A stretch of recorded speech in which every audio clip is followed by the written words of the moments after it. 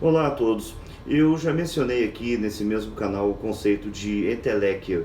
Hoje vamos contextualizá-lo a outros conceitos igualmente interessantes. A palavra entelequia vem do grego em, dentro, telos, finalidade, ou seja, finalidade interior, segundo a filosofia de Aristóteles. De forma sucinta, é a realização de uma tendência ou de um fim natural como um processo de profunda transformação de todo e qualquer ser do universo.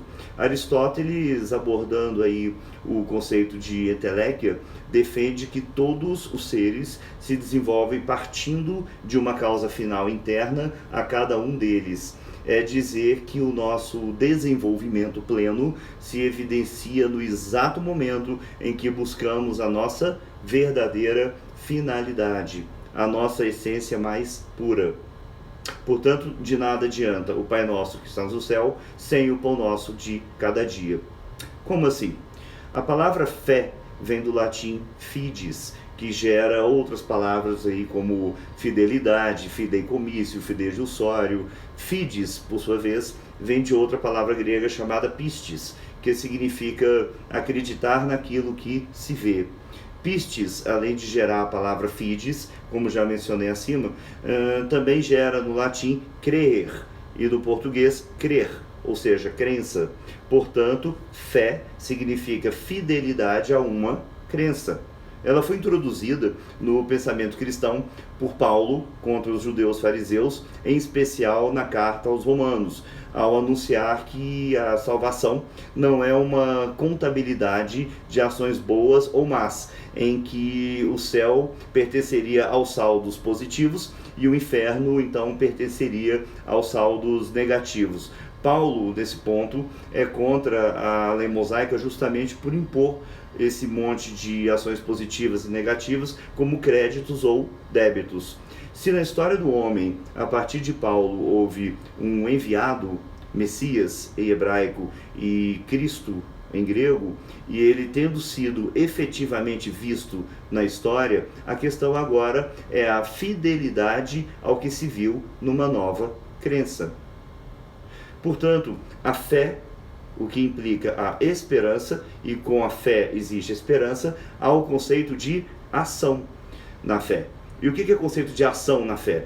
É o conceito da busca constante da esperança, o que Paulo chama de amor. Daí a tripa paulina que mudará o mundo: fé, esperança e caridade. Cito agora Paulo aos Romanos, capítulo 15, para deixar claro. Mas nós, que somos fortes, devemos suportar as fraquezas dos fracos e não agradar a nós mesmos. Portanto, cada um de nós agrade ao seu próximo no que é bom para edificação. Por quê? Também Cristo não agradou a si mesmo, mas, como está escrito, sobre mim caíram as injúrias dos que te injuriavam. Fecha aspas. Dessa forma, chega-se ao conceito de perdão como substantivo filosófico metafísico, destacando-se aí como um ato de franca supremacia de espírito e ainda de maturidade.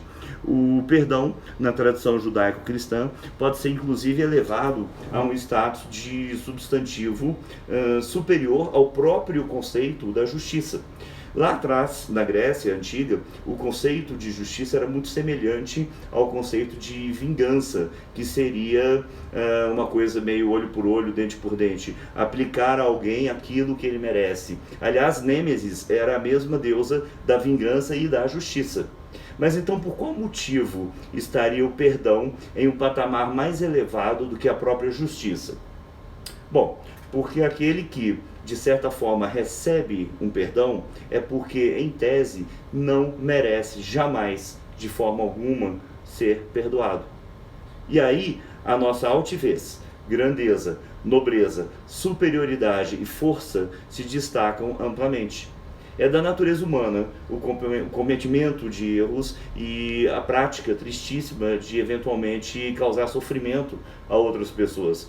Mas quando essas outras pessoas demonstram cabalmente a capacidade de exercício do perdão, há uma proximidade evidente com a própria concepção do Deus misericordioso, mais ainda do que da velha e antiquíssima concepção do Deus vingativo e do Deus da justiça. Há uma outra interpretação latina para o conceito de perdão que se constitui da ideia do que se chamou outrora de perdonare. Perdoar seria, sobretudo, um gift, um presente, um alimento com o qual você sacia o espírito de quem outrora lhe faz mal. Dar ao outro algo que essa pessoa, em momento anterior, não teve condição de lhe outorgar. Sem dúvida, o perdão, então, é maturidade. E, curiosamente, o não perdão nos oprime. Daí eu me recordo até de Jorge Luiz Borges, escritor e poeta argentino, para mim um dos mais sensacionais, que certa vez ponderou, aspas, não odeies o teu inimigo, porque se o fazes, és de algum modo o seu escravo. O teu ódio nunca será melhor do que a tua paz. Fecha aspas. Perdoar, então, seria esquecer. Se você diz que perdoa, mas que não esquece, você não perdoa. Você apenas e simplesmente, apenas e tão somente tolera e está agindo de forma hipócrita consigo mesmo. Mas é um direito seu.